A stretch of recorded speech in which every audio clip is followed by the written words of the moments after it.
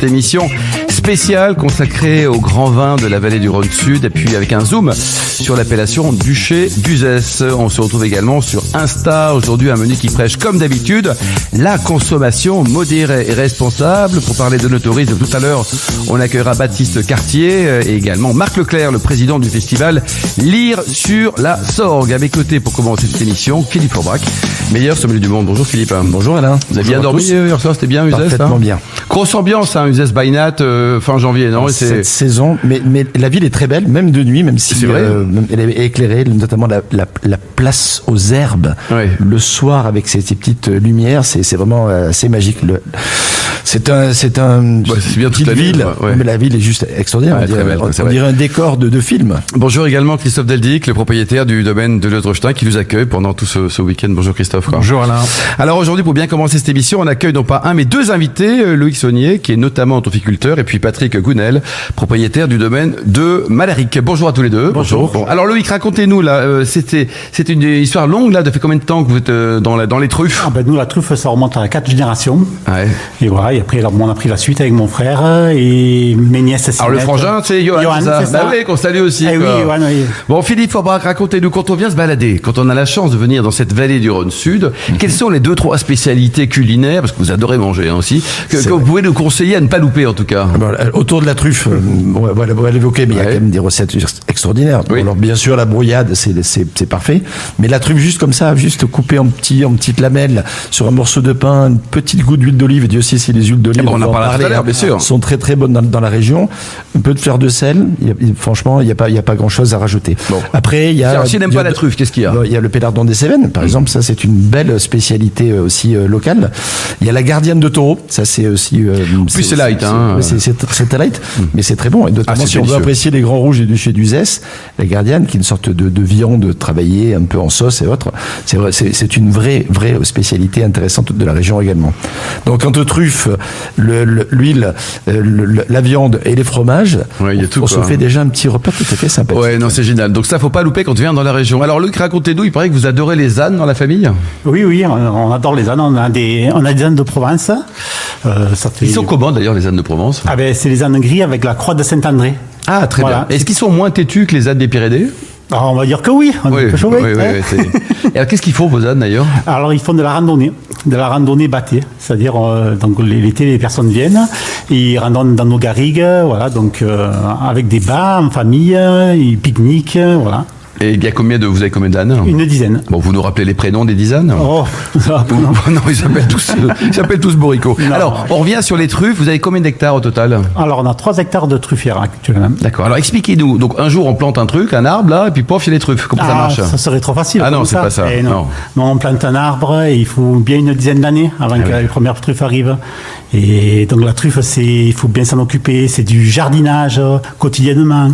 C'est de la passion. Il faut maîtriser. On arrose, parce qu'avec maintenant on est obligé de petit peu arroser, parce qu'on a beaucoup de truffières sauvages, mais on a beaucoup de sangliers dans le coin, donc du coup on a des dégâts avec les sangliers. Puis ils aiment les truffes, parce que le sanglier à la truffe, ils aiment retourner à la terre. Donc c'est ça. Et alors après, donc vous produisez en moyenne combien de truffes par an? Je sais pas si. Nous en moyenne à peu près dans les 80 kilos. 80 kilos, oui, quoi. Oui. Alors certains disent que les meilleures truffes, elles sont pas chez vous, elles sont ailleurs, dans le sud-ouest, là. Qu'est-ce que vous leur dites à ces gens? Elles sont bonnes aussi dans le sud-ouest, mais dans le sud, dans l'usage, elles sont très très bonnes aussi, avec la particularité des terroirs. Voilà. C'est la guéguerre des truffes en France? Pas la guéguerre, mais en tout cas, il y a une certaine rivalité. Oui. Mais l'essentiel de la production au volume, elle est quand même dans le sud-est. Oui. C'est la Drôme, le Vaucluse, le Var et le Gard. Le Gard, tout à fait. Les départements producteurs de truffes. Quel type d'arbre vous utilisez? Parce qu'on pense toujours aux chênes, mais aussi des noisetiers, il y a aussi plein d'autres. On a du chêne vert, donc comme le chêne qu'on retrouve beaucoup dans nos garrigues. On a du chêne blanc, on a des noisetiers, voilà, donc essentiellement c'est ça. Mais est-ce qu'en fonction de la nature de l'arbre, le goût est un peu différent? Non, il n'y a pas de différence. Il n'y a pas de différence? Non, c'est surtout le terroir. C'est comme la vigne, où elles sont implantées. Parce qu'en fait, on a une variété de terres, de sols différents. Donc on a des sols argileux, on a des sols plutôt sablonneux sur le derrière de l'usage du côté de Montaran. Donc la truffe est différente. Elle est différente. Le prix du kilo en ce moment là chez vous, c'est combien? combien? En ce moment, c'est autour de 900 € le kilo. 900 €, quoi. Ouais. Et vous les vendez comment? Alors nous, on les vend beaucoup en vente directe, beaucoup avec la restauration autour d'Uzès, de Nîmes, essentiellement du direct et puis du particulier sur place, voilà, sur l'exploitation. Et on peut venir chez vous, là? Tout à fait. Et c'est quoi votre adresse, d'ailleurs? Donc nous sommes installés au Bussargues, là, voilà, à la route de Colorgue, voilà, on emmène au Bussan, et on a une petite boutique de vente, et voilà. Oh là là là. Et donc c'est les étrangers aussi, les non-français aiment la truffe française? Oui, ou pas? oui. Ah ben justement, le week-end passé, on a eu le gros week-end truffe à Nuzège.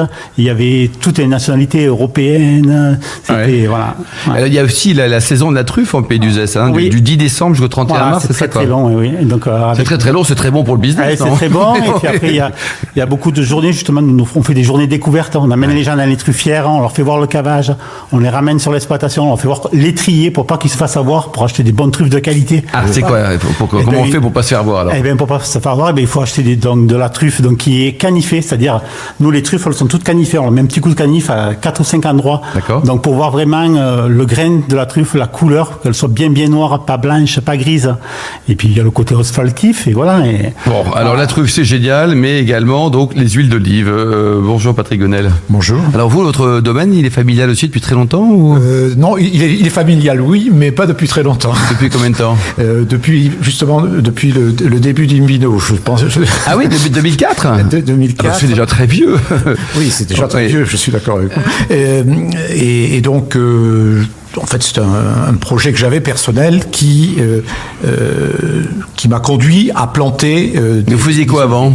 Avant, j'étais, disons tout à fait au début de ma carrière, j'étais expert comptable, ce qui n'a rien à voir. Ah bah oui, le liquide, l'huile, tout ça. J'ai dirigé un grand groupe d'audit et de conseil pendant de nombreuses années. Ouais. Et donc, vous avez tout vendu? J'ai envie de faire autre chose, voilà. Ouais. Et alors, racontez-nous, donc, vous avez 7 types d'oliviers, c'est ça? Oui, 7 variétés différentes, oui, ouais. Qui cohabitent très bien. Il y a un certain nombre, ce qu'on ne sait pas toujours, c'est qu'il faut des oliviers qui soient pollinisateurs des autres, et donc il faut une certaine variété dans les oliviers pour que les arbres produisent.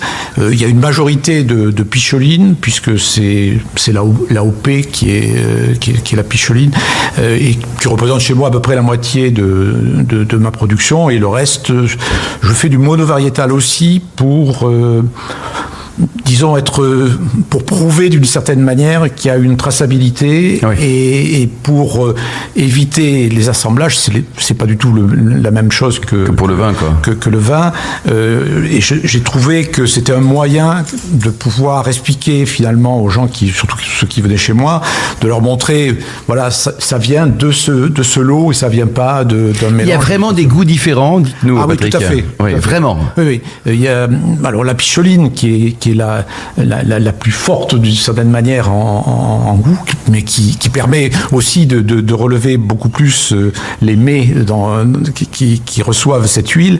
Mais il y a aussi des olives comme la Bouteillant, la Glando, qui sont beaucoup plus douces. Et ça dépend beaucoup des goûts et des régions. C'est-à-dire qu'ici, on aime la picholine, on aime l'huile forte, l'huile qui pique d'une certaine manière, et il y a d'autres personnes qui ne supportent pas de sentir d'avoir une gorge piquée par de l'huile. Et ils ont tort d'ailleurs, mais non, mais après c'est leur goût. Hein, attention, il y a des vocations différentes. Il y a des huiles d'assaisonnement, il y a des huiles de cuisson, il y a des huiles de condimentation, etc. Donc on peut, en fonction de la variété utilisée, bien entendu, avoir une. C'est une richesse différente. plutôt. Combien il y a d'oliviers, de types d'oliviers différents dans le monde? Parce qu'on va parler de 1000. Oui, c'est un chiffre qui circule assez souvent. 1000 oliviers différents, de races différentes, de génétiques différentes. Les oliviers ont souvent des appellations différentes. Ce sont les mêmes plants, les mêmes variétés, mais il y a des synonymes. Oui, mais par exemple, je vais vous donner un exemple sur. Il y a la Caïté de Nice. Et du côté italien, elle s'appelle Frantoio, et c'est juste de l'autre côté de la frontière. Donc ici, bon, les gens, les locaux disent que la Coliasse, c'était la picholine. Bon, il n'y a pas vraiment de preuve de cette appellation. Et vous les vendez bien, vos huiles d'olive, ça va? Bon, vous étiez dans le conseil patron, donc vous êtes riche, mais quand même, vous arrivez à les vendre ou pas? J'arrive à tout vendre, ça, il n'y a aucune difficulté pour tout vendre. Est-ce que je vends au bon prix? C'est une autre question. Probablement, les prix sont sont sous-estimés. Et je dirais parce qu'il y a aussi une concurrence d'huiles qui ne répondent pas tout à fait aux mêmes critères. Moi aujourd'hui, je suis bio et donc j'ai une culture très traditionnelle.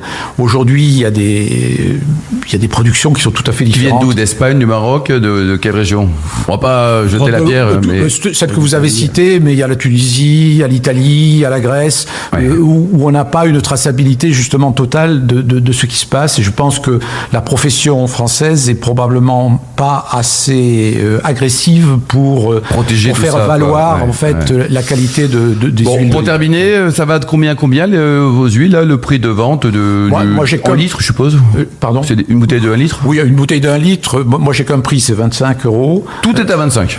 Oui, parce que non, mais il n'y a pas de différence en réalité entre les variétés. Donc tout est au même prix et de toute façon on peut pas laisser vieillir l'huile d'olive puisque c'est pas. Merci beaucoup Loïc Saunier, Patrick Gounel, Christophe Zaldic et puis Philippe Forbach. On se retrouve dans un instant pour la suite de cette émission spéciale Vallée du Rhône Sud en direct du domaine Deleuze-Rochetin.